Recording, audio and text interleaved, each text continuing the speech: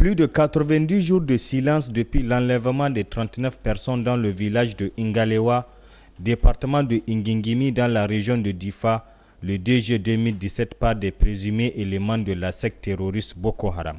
Présumés, oui présumés, puisqu'à la date d'aujourd'hui, aucune information sur l'identité des ravisseurs, aucune information sur ces 39 personnes, leurs conditions de détention ou encore moins leur état de santé. Triste réalité dans un pays qui s'est souverainement aligné au rang des pays défenseurs des droits humains.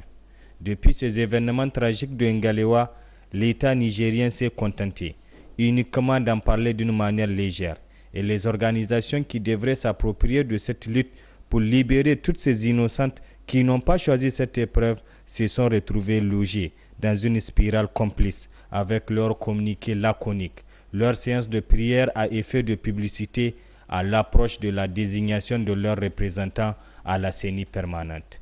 Triste réalité au Niger. Ngalewa n'est plus une préoccupation au Niger.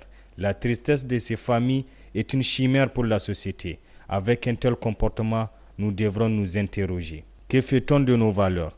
Que fait-on de notre culture de tolérance et de compassion? Où sommes-nous réellement?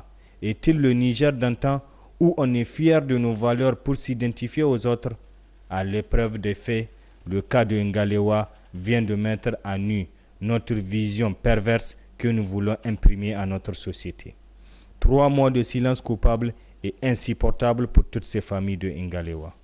Notre conscience collective doit nous interpeller sur notre attitude face au drame d'Ingalewa.